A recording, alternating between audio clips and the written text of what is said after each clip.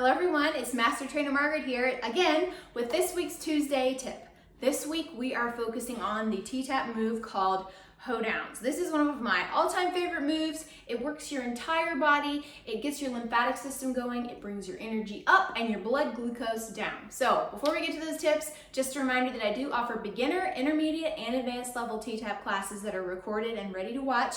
You can find the link to that in my profile for more info. But for now, let's get to the tips.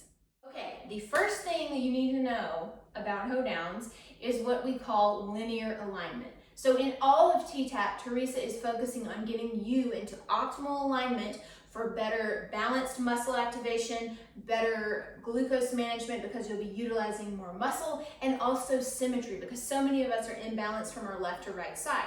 So when you're doing Hoedowns, you really want to make sure that when you're lifting your leg, that you're not lifting it like this, and you're not lifting it like this, even like that. You really want to focus on knee to ankle in a straight line. Knee is in alignment with the shoulder, and your shoulder is in alignment with your hip. We're going to talk more about that in just a minute. But basically, you want to have that nice alignment so that you're working the muscles in an optimal way. So go ahead and try that with me. Just lift up one leg, and you can hold on to something if you need to, but lift up one leg and notice if you want to tend to do this, or if you tend to want to do that, or if you lift to the outside edge of your shoulder, or if you tend to lift to the inside edge of your shoulder. You want it in a straight, let me see if I'm even doing that right, straight line all the way up and down. And that's gonna get you the best muscle activation and also get you the most glucose burn. Hoedowns will bring down your blood sugar anywhere from 50 to 60 points. That is directly from Teresa. She actually did her own little experiment there to see how much it would bring your blood glucose down, because this really targets all of those postural muscles and really gets that glucose down. Okay, now you heard me say I'm going to talk about hip to shoulder alignment. This is a game changer. If you've ever done Hoedowns and it hurts your hip, or you don't feel it in your core at all, this right here is going to change everything for you, because it really did for me. I have very overactive hip flexors, and my hip flexors just really like to get in on the action whenever I'm trying to activate my core, and this is going to really help you with that. So I want you to think about, if you've been following my series of videos for the last few weeks, because I do a new video every week, you're going to remember that we were talking about stacking the ribs over your pelvis, not arching out like this when you're trying to do your workout, keeping it stacked. Well, guess what? When you do Hoedowns like this, not only are you just using your hip flexor, you're actually overactivating those muscles in your low back, and you're not activating your core. What you want to be doing in Hoedowns is making sure that when you lift that leg, everything is stacked. You should feel for your rib cage and your hip bone and feel them stacking on top of each other, a straight line right there. And then from there, you want to think tall with the crown of the head. Did you see that? How I got very tall. And then when you're lifting, you keep that as you lift the leg. And oh man, guess what? You're gonna start to feel it more in your abs than when you're doing this, because our muscles that are stronger tend to want to be stronger, and the muscles that are weaker tend to want to be weaker when we're doing weaker when we want to be doing our workouts. So this can be a game changer. So really think about stacking that when you're in position there to do Hoedowns. When you're lifting, really focus on keeping that shoulder to hip alignment, and then that knee to ankle like we were talking about, where you're keeping that knee in alignment with your shoulder. You want to really think about keeping that the entire time that you do this move, and I guarantee you, you will feel it more in your abs. What's happening when you're lifting, when you're keeping everything stacked, is that instead of using your low back to lift, you're actually using your low abs, your transverse abs, to help you lift that leg up instead of your hip flexor right here. It's also actually getting your psoas to have proper movement patterns. When you keep that stack when you're lifting, it actually can help your hip pain if you do it correctly. So really apply that, and it can be a game changer for feeling it in your core and really getting better results. Also, you want to keep that flat back. So I just talked about stacking the hip to rib right there, but now I want you to think pubic bone up.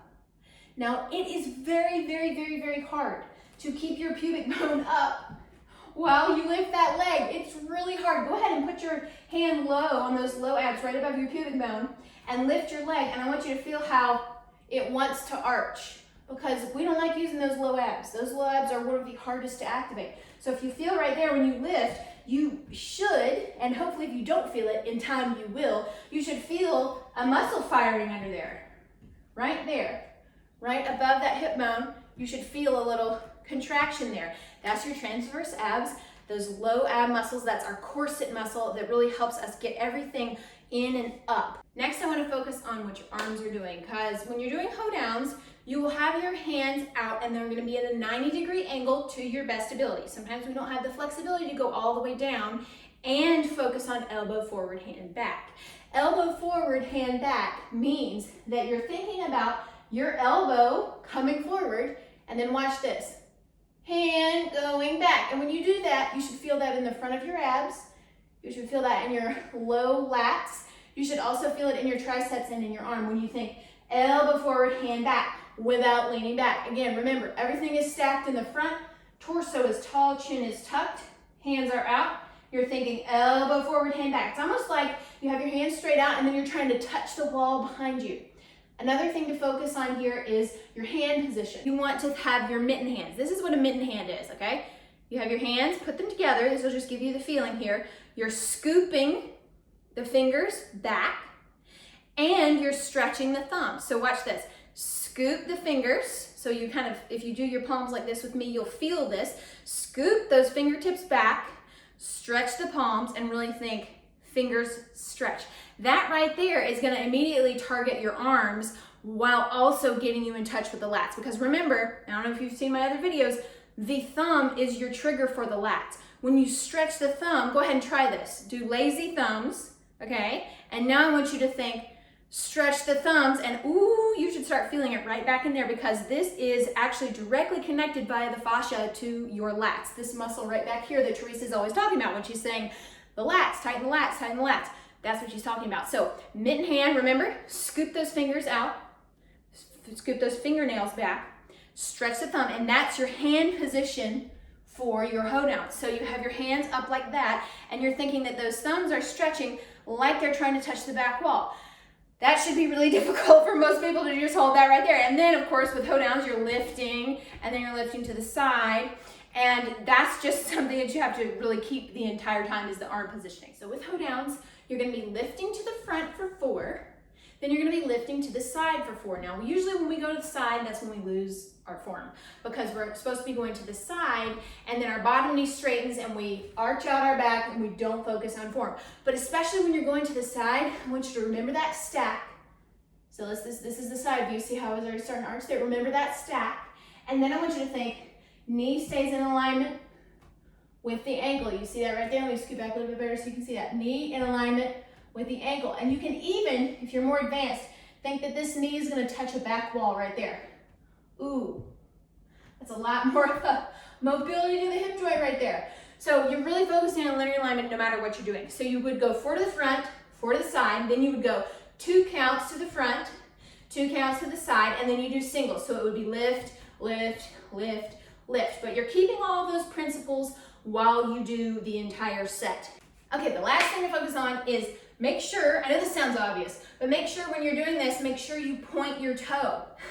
Because when you're pointing your toe, you're actually going to be pumping the lymphatic system via your calf. Because anytime your calf muscle contracts, there's a big blood vessels there and it's kind of squeeging up. And there's also a lot of lymphatic vessels there behind your knee. So whenever you're squeezing your calf, when you're lifting and pointing that toe, you're not only pumping your lymphatic system, getting your blood going, but you're also actually activating your abs, because when you point your toe right there, you should feel it more in those lower abs that we're always trying to target with this move. We just talked about all the tips. Let's just do 1 set, 1 each side, just to let you practice with me. And I'll do it really slow so that we can really focus on form and muscle activation. Make sure you shoulder roll up, back, and down, and think to elbows forward, hands back, stretch the thumbs. Lunge the weight on that side, and here we go. So it's lift, point the toe, 3, 4, and then go to the side. Now remember, stack those ribs on top and lift, 2, 3, 4. Now to the front, it's lift, 2, 3, 4. Make sure you keep that bottom knee out all the time, 3, 4. Now 2, so it's up for 2, and out for 2. Almost like you're trying to touch your knee to the back wall, but keeping it in alignment, out for 2. Now it's singles, so it's up and out. Really feel it, burn those abs. 3 and out, last time, 4 and out. Very good, come to the front, hunch up. Ooh, just release those traps and release. Let's do the other side. So this time the left leg is gonna be lifting, the right leg is lunging, shoulders up and back. Really tighten those lats around that brow line. Chin comes in, thumb stretching back. Here we go. So it's lift, 2, 3, 4. Just go at your own ability. 3 and 4. Up, 2, 3, 4. Last set of 4s. Out, 2. Really point that toe and knee on the bottom knee. Out. Now 2. So it's up for 2. Now go to the side. Out. See thumb facing right there. Up for 2 and out for 2. Now it's singles. So it's up and out. Remember to keep those ribs stacked. The tireder we get, the harder it gets. In and out. And last time, up and out. Come to the front, hunch up and release. Very good. So that is your Hoedowns. Do that any time of the day. Some people find that it even helps them chill out and go to sleep. Other people, it gives them more energy. So just be mindful of that when you're planning to do Hoedowns. Well, thank you so much for watching this video. I hope this tutorial was very helpful. You can comment below if you have any further questions or feedback. I'm always happy to answer any more questions. And remember, if you're watching this on YouTube, to subscribe because I have a new video every single week. So thanks again for watching, y'all, and I'll see you next time.